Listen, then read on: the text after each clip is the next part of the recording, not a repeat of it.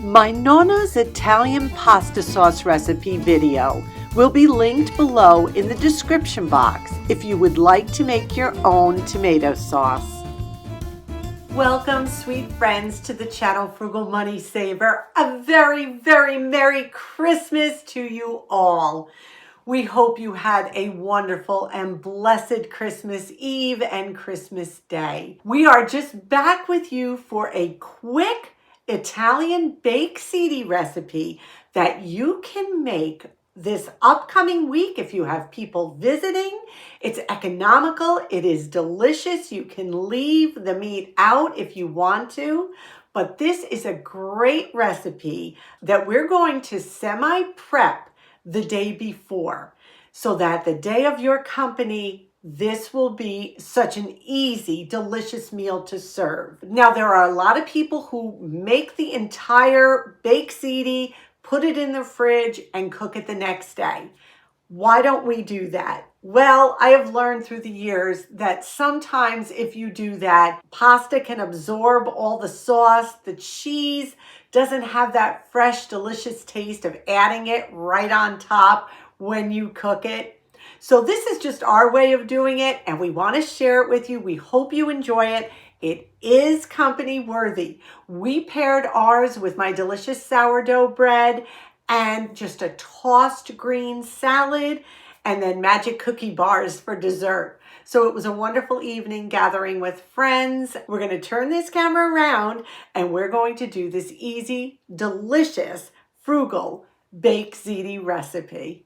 Here are our ingredients for our super easy prep ahead baked ziti. I have a pound of penne pasta, and you can use penne, you can use ziti, whatever works for you, whatever you prefer. I have a half a pound of ground beef and 2 Italian sausages. You can use all sausage meat, you can use all beef, whatever you prefer. I like a little of both. I've got a 1 pound block of mozzarella, and I'm only going to use half of that. We're going to shred that. We've got an egg. You're going to want to have 52 ounces of good tomato sauce. Now, this is my homemade tomato sauce, but you can use jarred sauce, of course. You're going to want 2 26-ounce jars. And then we're going to need a pound of ricotta cheese. This is a 2-pound container, so I am only going to use half of it. So what I'll do now is just prep a couple of these steps ahead, so it'll be that much easier for tomorrow.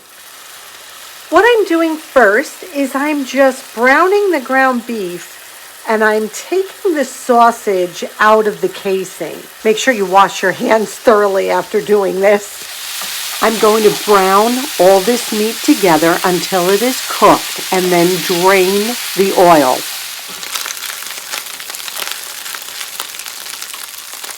So this has browned beautifully and it is cooked through. Now what I'm going to do is drain it carefully. This is really hot oil.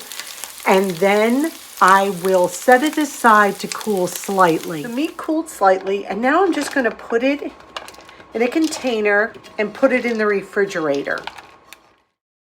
Now I just put a pot of water on to boil to cook our pasta. The water has come to a boil. Now, I know some people salt their water, and if you want to salt your water, that's fine. We don't do that. And now I'm going to add our pasta right to the boiling water. Now the box said to cook for 10 to 12 minutes. Now you want it al dente, which means you don't want it soft and mushy. So because it's going back into the oven to bake, I'm only going to cook ours for 10 minutes. I drained my pasta thoroughly, and now I'm just putting it in a big plastic refrigerator container. Just going to put a drop of extra virgin olive oil, some good olive oil, over this pasta, just a drop. And we're going to mix this all together. And what this will do is keep it from sticking in the refrigerator. So we're going to let this cool slightly, and then we're going to get this in the refrigerator. Paul just grated a half a pound of the mozzarella cheese. That's another step we can do ahead of time. We don't use the pre-packaged shredded cheese. We always get a piece and grate it ourselves. Pre-packaged cheese is just coated with all kinds of anti-caking agents. This just takes a few minutes and it tastes so much better and so much better for you. We're going to cover this and put it into the refrigerator until tomorrow. So we are ready to make our baked ziti now. Here is my sauce, and I just added the cooked beef and sausage to it. The sauce is still cold. I'm going to take a cup and a half out right now and set it aside. And remember our pasta we cooked yesterday? Added a little olive oil to it. Look at it. It didn't stick together. And now putting this baked ziti together is effortless. Here's the rest of our sauce, and I am going to add the ziti right to the sauce. Now we're just going to mix this all together. I don't add the pasta ahead of time because the pasta will soak up all the pasta sauce, and we don't want that. We don't want a dry baked ziti. Okay, I'd say that's perfect. I'm going to set this aside. The next step is we're going to take 1 pound of ricotta cheese. And I know some of you swear by cottage cheese, but if you've never tried ricotta cheese, it really is very, very good. And then I'm going to take 1 egg, and we're going to add that to it.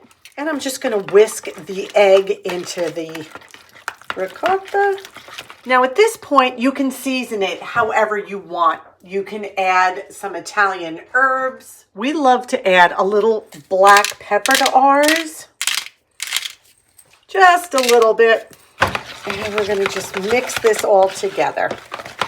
The egg will act as a binder with the cheese. Remember the mozzarella cheese we grated yesterday?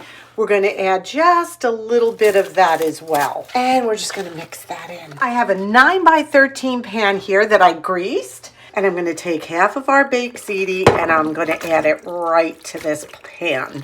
And we're just going to level this out. This is already looking amazing. Okay, now we're going to take half of our ricotta mixture. We're going to just dollop it.